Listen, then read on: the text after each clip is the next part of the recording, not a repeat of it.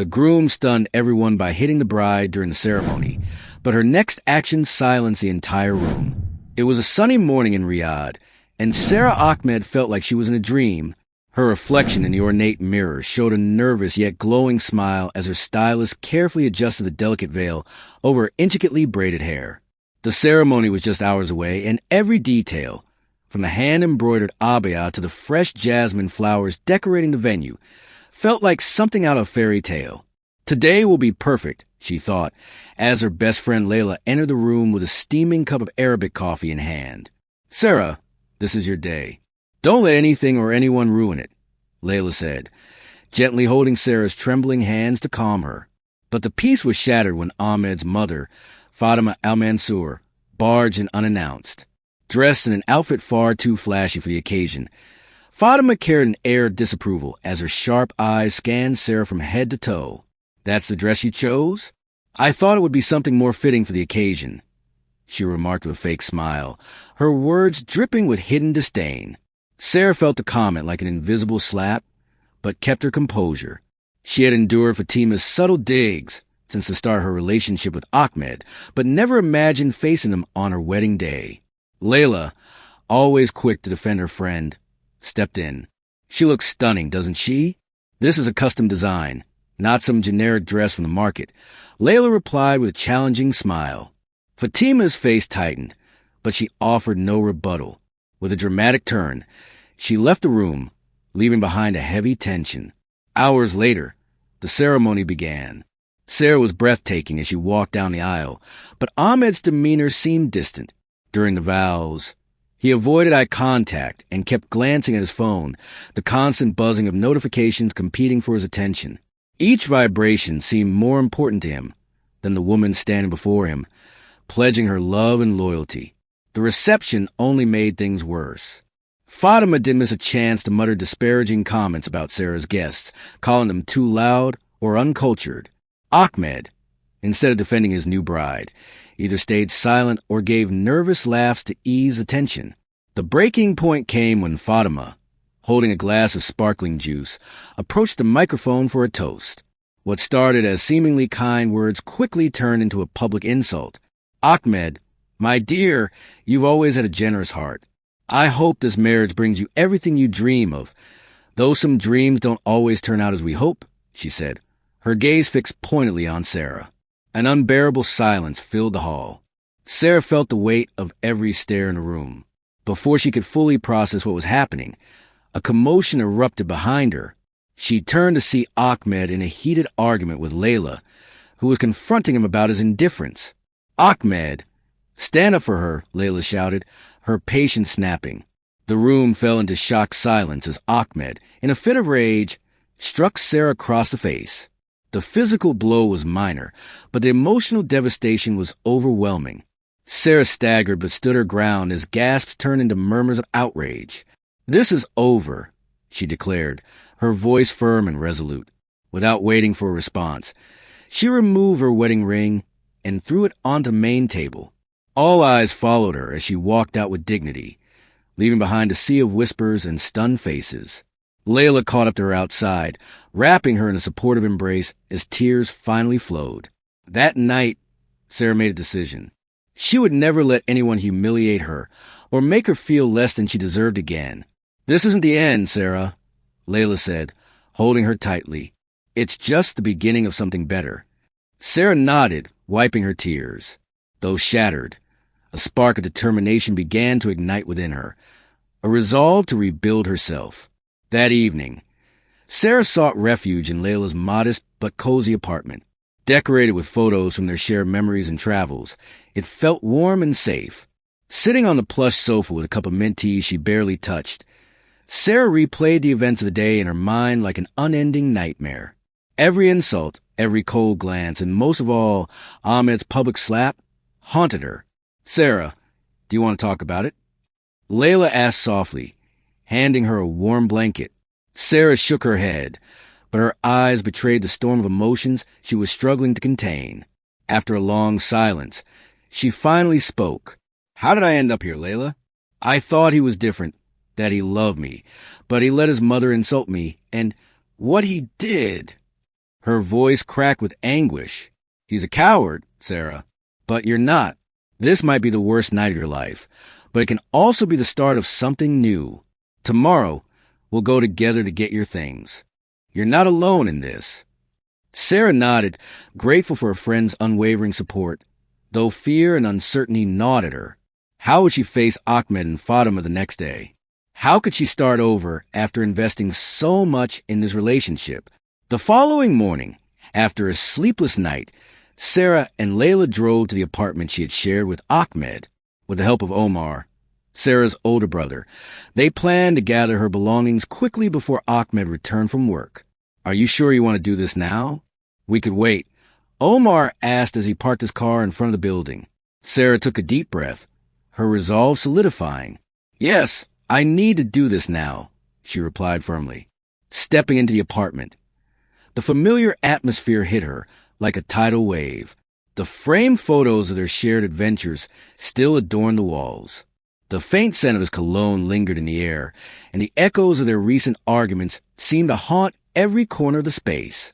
Layla wasted no time.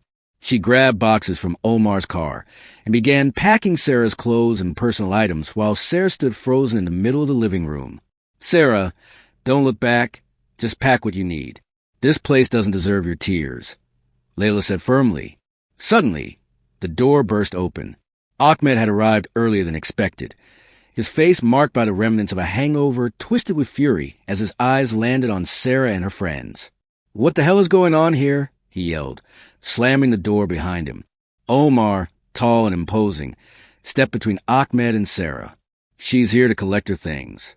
Don't make this harder than it already is, Omar said calmly, though his tone carried a warning. Ignoring Omar, Ahmed turned his attention to Sarah. So, this is how you handle things? Running away like a coward after everything I've done for you. His words dripped with venom. Sarah met his glare, feeling her fear morph into anger. Everything you've done for me? Letting your mother humiliate me? Striking me in front of everyone? No, Ahmed, you destroyed this, not me. And I won't stay to let you keep tearing me down. Ahmed stepped forward, but Omar stopped him with a firm hand on his chest. Don't take another step, Ahmed. This is your only warning, Omar said, his voice low but resolute. For a moment, it seemed like Ahmed might lash out, but Omar's presence made him hesitate. Breathing heavily, Ahmed collapsed onto the sofa as Sarah and Layla continued packing. You know what, Sarah? No one else will ever love you like I did. You're too much work, Ahmed muttered, his voice a cruel whisper. His words were like daggers. But this time, Sarah refused to let them wound her. Closing the final box, she turned to him and said, I'd rather be alone than with someone who doesn't understand respect. With Omar and Layla's help, Sarah loaded the boxes into the truck and left the apartment behind. As they drove away, she glanced at the building one last time. It had once symbolized her dreams of a happy future. Now, it was nothing more than a reminder of what she was leaving behind. At Omar's house, Sarah began unpacking. Each item she placed in its new spot felt like a step toward reclaiming her life. Layla, as always, stayed by her side. Sarah, I've got an idea. Remember that fashion design project you always dreamed about? Now's the perfect time to start. You got the talent, the creativity, and now the freedom, Layla encouraged. For the first time in days, Sarah smiled. Though the weight of her past still lingered, a small spark of hope began to flicker inside her. Maybe you're right, Layla. Maybe this is the start of something much better, Sarah said. In the days that followed, Sarah worked on adjusting to her new reality. While the shadows of her past still loomed, her determination to rebuild her life grew stronger with each small step forward. Omar, ever protective older brother, offered her a place to stay for as long as she needed, but Sarah knew she didn't want to depend on anyone for long. One morning, over breakfast, Omar broke the silence. Sarah, I don't want to meddle, but have you thought about what you're going to do next with your career, or even where you live? He asked, scrolling through his phone. Sarah sighed. She had spent the last few days sorting through her thoughts, but still lacked a concrete plan. I've been thinking about it. Maybe it's time to revisit my dream of starting a design business. It's something I always wanted, but I kept putting off because her voice trailed off as memories of Ahmed's constant belittling of her ambition surfaced. Because of him, Omar finished, his tone sharp. Well, he's not here to stop you anymore.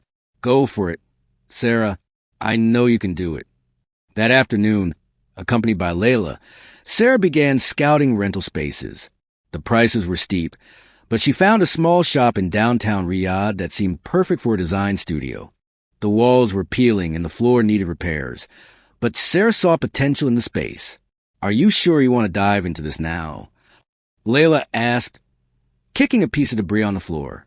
If I wait until everything's perfect, I'll never start. This is what I want, Layla, and I'm going to make it work, Sarah replied. With the help of Omar and a few friends, Sarah began transforming the space. Late nights spent painting walls and arranging furniture brought moments of laughter and camaraderie, reminding her of the strength in human connections. Slowly but surely, the shop began to reflect her creativity and vision. One evening, as she reviewed the finishing touches, Omar handed her an envelope. This came for you, he said, his expression shadowed with concern. Sarah opened the envelope, and her heart sank as her eyes scanned the first few lines. It was a letter from Fatima. While it didn't contain direct threats, the words were steeped in disdain and malice. I hope you realize what you've lost. Ahmed deserves better than someone like you, and you will never be enough for anyone. Maybe it's time you return to where you belong and stop embarrassing yourself. The sting of the words was immediate, but something in Sarah had shifted. Instead of crying or feeling defeated, she tore the letter into tiny pieces and tossed them into the trash. I won't let her control my life anymore, neither her nor Ahmed, she declared, speaking more to herself than to Omar. The days turned into weeks, and soon her design studio officially opened its doors. Sarah named it Noor, Arabic for light, as a symbol of her new chapter in life. Initially, business was slow, but word of mouth began to spread, and her talent quickly caught the attention of a local designer who invited her to collaborate on an important project. Just when everything seemed to be improving, her past came rushing back to haunt her. One afternoon, while she was sketching a design, a message from Ahmed appeared on her phone. Sarah, we need to talk. I haven't stopped thinking about you. The words hit her like a cold wave. For a long moment, Sarah sat frozen, her mind racing with anger and confusion. How could Ahmed have the audacity to reach out after everything that had happened? Who is it?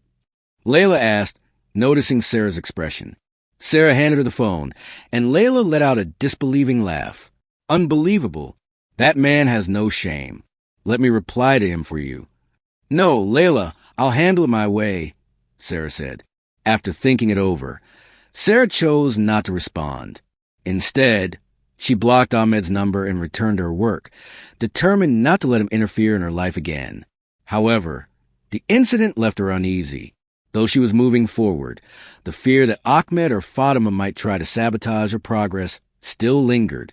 That night, as she was locking up her studio, she noticed a man standing at the corner, watching her. At first, she tried to ignore it, but unease turned to alarm when he began walking toward her. Her heart raced as she quickened her pace to her car. Once safely home, she recounted the incident to Omar. Do you think it was sent by Ahmed? Omar asked, visibly concerned. I don't know.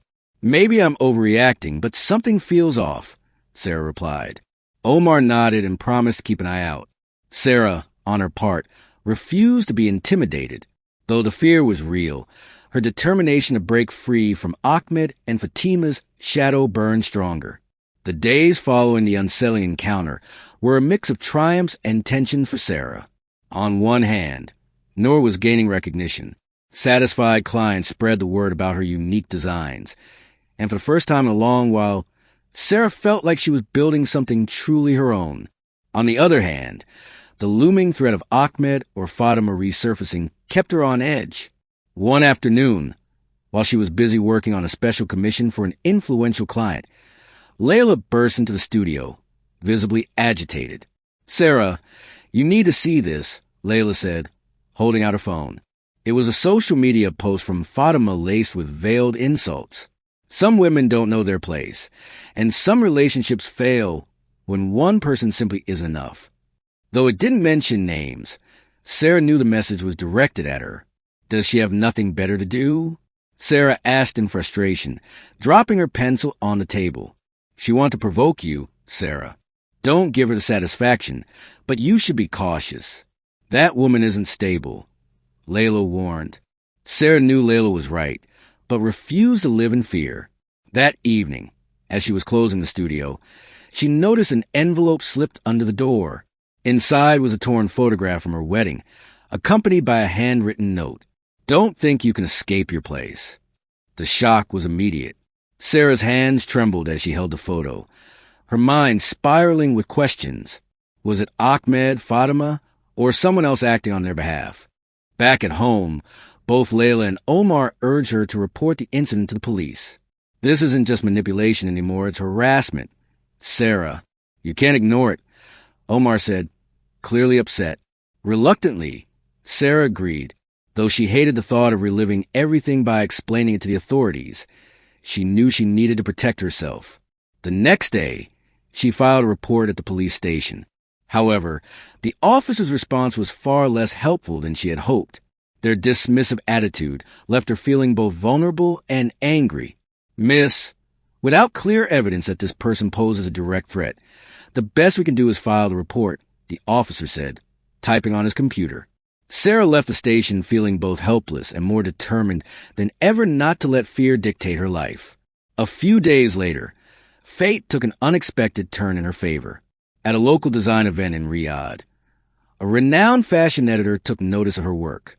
Impressed by her intricate designs, he proposed a collaboration for an upcoming issue of his magazine.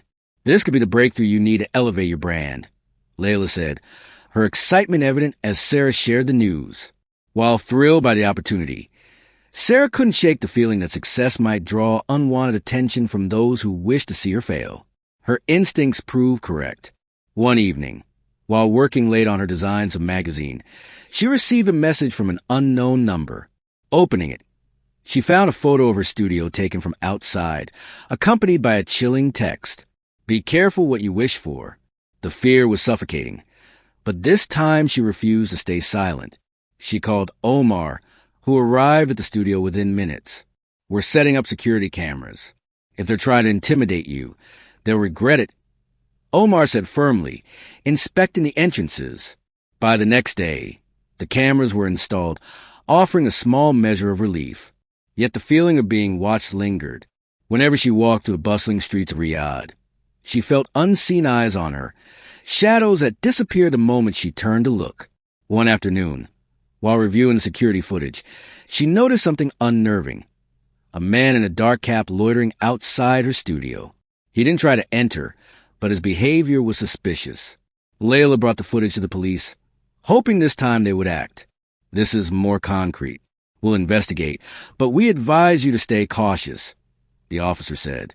Have you noticed anything else unusual recently? He added. Yes, Layla replied, her voice trembling. I feel like someone is following me, but I can't figure out who. That evening, as she shared her worries over dinner with Omar and Layla, she tried to make sense of the situation. Why would someone want to harm her? How far were they willing to go? Sarah, maybe it's time to consider hiring private security, at least until we figure out who's behind this, Omar suggested, though hesitant. Sarah knew her brother was right. Private security was expensive, but her peace of mind was priceless. Within days, a security guard began patrolling her studio and Omar's home. While the guard's presence provided a semblance of safety, Sarah couldn't shake the nagging suspicion that the danger was closer than she realized. The decision to hire private security brought temporary relief. The guard's intermittent presence seemed enough to deter any immediate threats. Still, the fear persisted. Long nights at Omar's home became a battle with insomnia, as every creak of the floorboards or whisper of the wind set her on edge. One night, as she sketched designs in her room, Omar entered with a grave expression. I just spoke to the guard. He saw someone lurking near the house earlier, but when he went to check, no one was there. Omar said, crossing his arms. Sarah's face tightened. The idea of someone being so close was chilling. Do you think it could be Ahmed? She whispered. I don't know, Sarah, but whoever it is will find them, Omar replied, leaning down and giving her hand a reassuring squeeze. You're not alone. The next day at the studio, things seemed to return to normal. Clients visited, orders poured in, and for a brief moment, Sarah allowed herself to focus solely on her work. But that peace shattered when a stranger walked into the store. He was casually dressed, his face partially hidden by a cap. He seemed uneasy, scanning the room as though searching for something or someone. Can I help you? Sarah asked from behind the counter, forcing herself to sound professional despite the knot forming in her stomach. The man didn't reply right away. Instead, he approached the counter slowly, placing both hands on the surface. Are you Sarah? He asked in a low, almost threatening tone. Sarah swallowed hard, but her voice remained steady. Yes, what do you need? She replied firmly. The man stared at her for what felt like an eternity before pulling an envelope from his pocket and setting it in front of her. Sarah waited until he was out of sight before cautiously opening it. Inside was a handwritten note. Sarah, stop what you're doing before things get worse for you. This isn't a warning. It's a promise. Her hands trembled as she held the letter, fear gripping her chest. Without wasting a moment, she called Omar and Layla. This has gone too far. I can't handle this anymore, she said, showing them the letter when they arrived at the studio. Layla, ever the bold one, snatched the letter and tore it into pieces. Sarah, you can't let them scare you.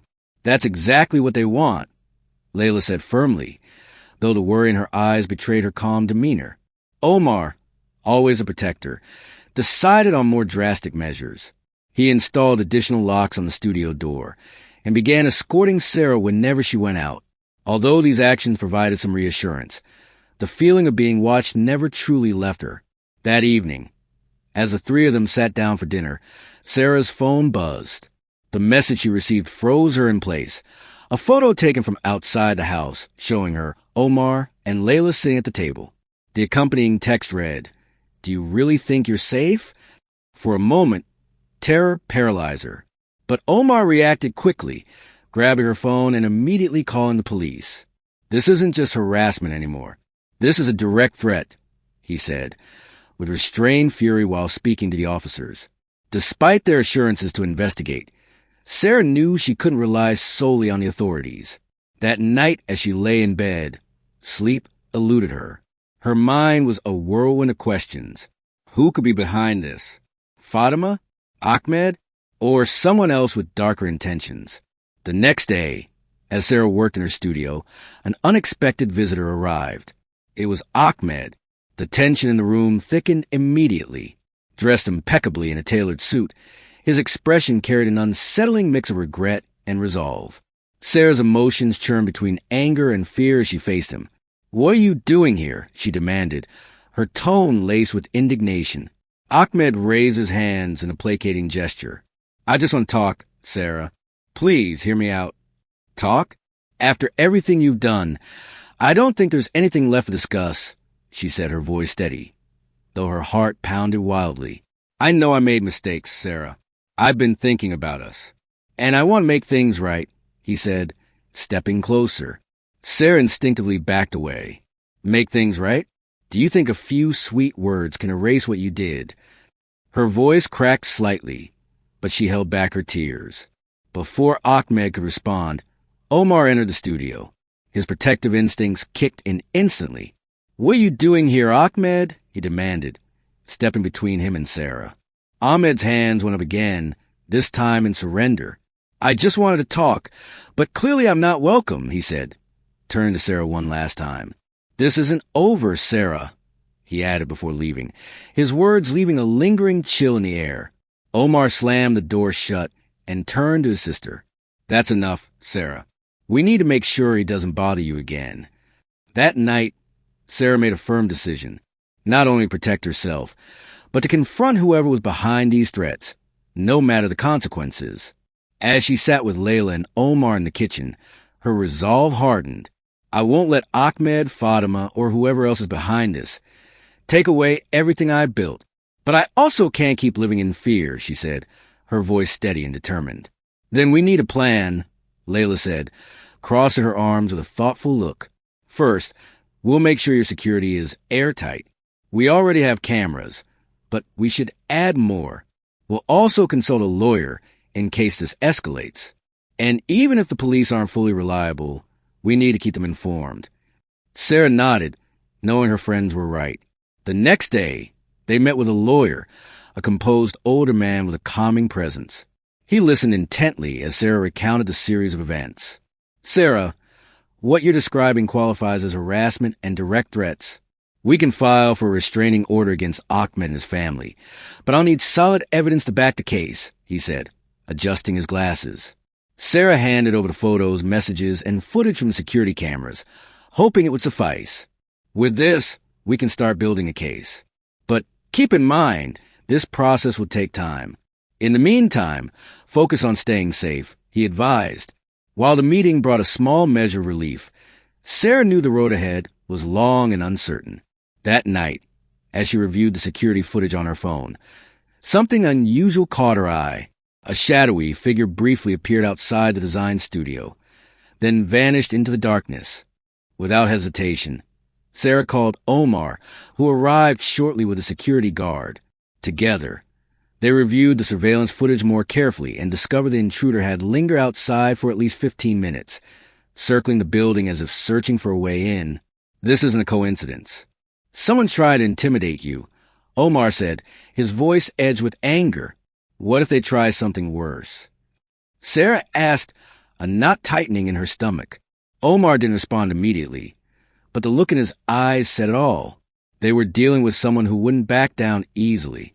A few days later, as Sarah worked on a special project for a prominent magazine, an unexpected call interrupted her focus. The voice on the other end was unmistakable. Sarah, we need to talk, said Fatima, her tone icy and deliberate. I have nothing to say to you, Fatima. You've made your point abundantly clear, Sarah replied, gripping the phone tightly. Oh, darling, this is an invitation. It's a warning. Ahmed isn't the type to give up easily, and neither am I. Do you really think you can move on as if nothing happened? Fatima's laugh on the other end felt like a dagger twisting in Sarah's chest. Without waiting for more, Sarah ended the call abruptly. Her breathing was heavy, but instead of succumbing to panic, she immediately called her lawyer. Fatima just threatened me. This needs to stop. What else can we do? She asked, fighting to keep her composure.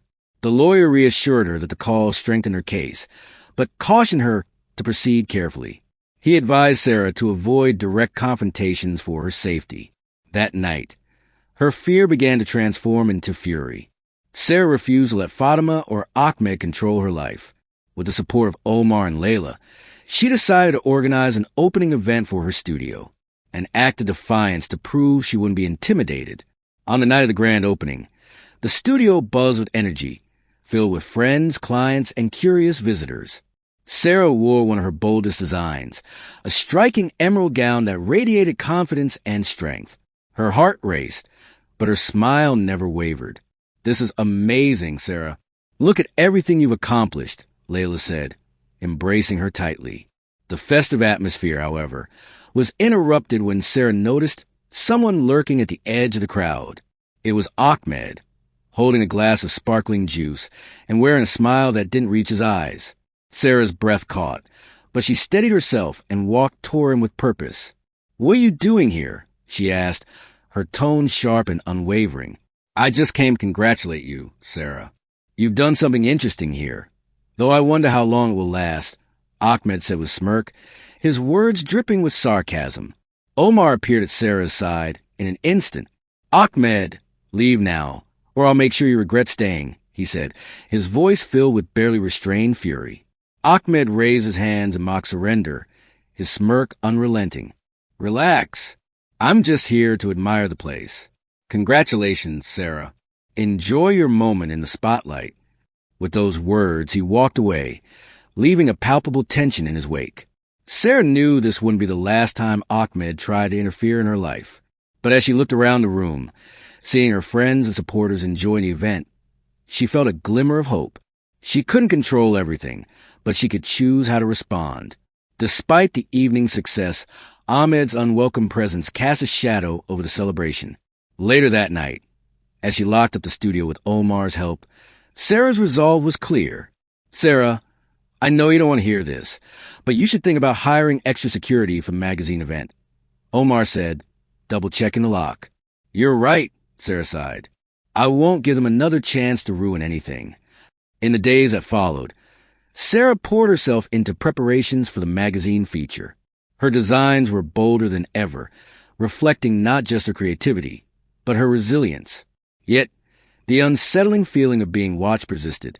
One afternoon, as Layla helped with final stitching on a piece, a strange sound came from outside the studio. Omar, who was nearby, went to investigate but found nothing, except a wilted flower left at the door. It seemed harmless enough, but Sarah knew better. This wasn't random. "This isn't a coincidence, Layla. Someone wants to remind me they're watching," she said, picking up the flower carefully, refusing to let fear consume her. Layla crossed her arms, her expression hardening. "Let them watch. You've got nothing to hide. We're not going to stop because of their schemes." Her voice was steady, but concern flickered in her eyes. The day of the long-awaited magazine showcase had finally arrived. Sarah, dressed in an abaya she had designed herself, radiated confidence. The venue was elegantly arranged, with a mix of clients, designers, and influential figures from the fashion industry filling the room. For a brief moment, everything seemed flawless, but perfection didn't last long. As Sarah showcased her designs on the runway, she caught sight of a familiar figure sitting in the back row, Fatima. Her expression was cold, unreadable. Beside her sat a man Sarah didn't recognize, scribbling notes in a small notebook. Her heart pounded, but she chose to ignore them. She refused to let their presence overshadow her moment. However, as the event came to a close and guests began to leave, Fatima approached her. "Sarah, darling, I couldn't miss this. How fascinating to see you in your element." "Though I must admit I expected something more impressive," Fatima said, her smile sharp and insincere. Sarah stared directly at her, feeling anger bubble beneath the surface. "Fatima, you have no business being here. If you think you can intimidate me, you're wasting your time." Her tone was resolute, though she kept her composure. Fatima chuckled softly, as if Sarah's words meant nothing. "Don't misunderstand me. I'm only here to observe. But here's a piece of advice for you. Don't get your hopes up. This little success won't last." Before Sarah could respond, her brother Omar appeared by her side. "It's time for you to leave, Fatima. You've said enough." His voice was firm, and his commanding stance made it clear he wouldn't tolerate any further disrespect.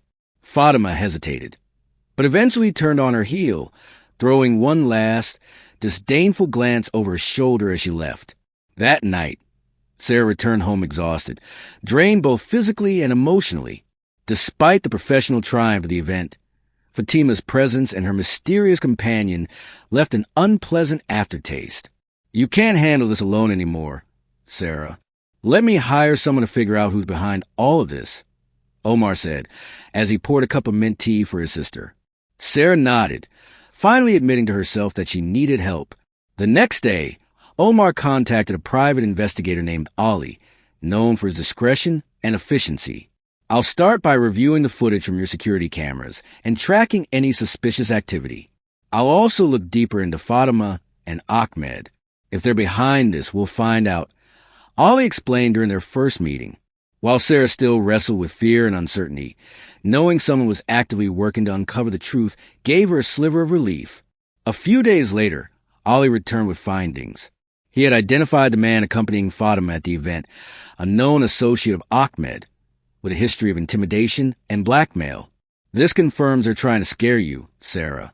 But what's even more concerning is that this man has been spotted loitering near your studio multiple times," Ali reported. Sarah's fear turned to fury.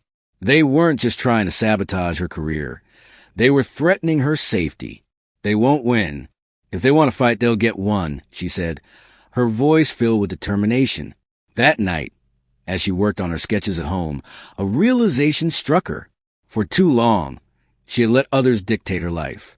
Now, it was time to take full control. With Ali's information in hand, Sarah resolved to take decisive action. The fear that had once immobilized her now fueled her resolve. She knew she couldn't confront Fatima and Ahmed recklessly. She needed to be strategic. The following morning, she sat with Omar and her best friend Layla to formulate a plan. First, let's ensure they can't come near you again. If Ali has enough evidence, we can push for a restraining order, Omar said, as he reviewed some legal documents. And second, you need to expose them. Show them you're not afraid to fight back, Layla added. Her straightforwardness was always a source of strength. Sarah nodded, though the idea of going public with the situation was difficult to accept. She knew staying silent would only empower them further. A few days later, Rashid, her legal counsel, arranged a meeting with Sarah and her attorney. He had uncovered new information that not only strengthened their case, but also revealed something far more troubling. We've discovered that Fatima is using her network of influential contacts to stall the investigation. She's leveraging people in powerful positions who could interfere with the case, Rashid explained gravely. Sarah felt a surge of anger rise within her. What can I do to stop this? I can't let them get away with it again. We need to bring this to the public's attention. If people know what's happening, it will be much harder for Fatima to manipulate the system, Rashid suggested. The lawyer nodded in agreement. You've already given one interview, but it might be time to take an even bigger step. Sarah understood the risks of exposing herself further, but she also knew it was necessary. With the help of Rashid and Layla, she organized a press conference. The event was held in her art studio, surrounded by friends, clients, and a room full of reporters. I'm here today to speak out, not just about what I've endured, but about what so many endure in silence: harassment, intimidation, and abuse of power. No one should have to live in fear. And today I say enough. Sarah's words rang with conviction, and the cameras captured every moment. The press conference had an immediate impact. Journalists began digging into Fatima and Ahmed's actions, and public pressure mounted. Messages of support flooded in, though Sarah knew this newfound attention could provoke retaliation. That night, as she reviewed footage from her studio security cameras, Rashid called her. His tone was tense. Sarah, you need to hear this. He had intercepted a phone call between Fatima and Ahmed. In the recording, Fatima laid out a plan to discredit Sarah and, if necessary, resort to violence to silence her. We won't let her ruin our reputation. If it comes to it, we'll make her disappear for a while. Fatima's cold, calculated voice echoed. Fear crept back into Sarah's heart, but this time it was matched by an unshakable resolve. I'm done hiding. They need to know I won't back down, she declared, looking at Layla and Rashid with fierce determination. The battle was about to reach its breaking point. The next day, Sarah, accompanied by Layla, Rashid, and her brother Omar, presented the intercepted recording to the authorities as additional evidence. The response was immediate. Fatima and Ahmed were summoned for questioning, and the case gained even more traction in the media. Meanwhile, Rashid arranged for a critical meeting. An influential journalist from a national outlet wanted to tell Sarah's story in full. Though Sarah knew this would thrust her further into the spotlight, she understood it was the best way to ensure Fatima and Ahmed couldn't twist the narrative in their favor. The interview took place in Sarah's studio, now fortified with extra security measures. The journalist, a woman with sharp eyes and a calm, steady voice, began the conversation with questions about Sarah's career before delving into the darker chapters of her story. Sarah, you've spoken about the harassment you faced, but how has this affected your personal and professional life? She asked, leaning closer with the microphone. Sarah took a deep breath before responding. It's been devastating. I've lost countless nights of sleep. I've lived in fear, constantly defending myself against attacks. But it has also taught me to be stronger, to refuse to stay silent, and to fight for what I deserve. Her voice was steady, but her eyes revealed the vulnerability she still carried. The interview aired that evening, and the reactions were swift. While many people expressed their support for Sarah, Fatima's allies began to distance themselves, fearful of being caught in the ensuing scandal. Fatima and Ahmed, however, remained silent, though it was clear they were feeling the pressure. A few days later, Omar received a call that led to a critical discovery. A former employee of Fatima, angered by years of mistreatment, decided to come forward and testify against her.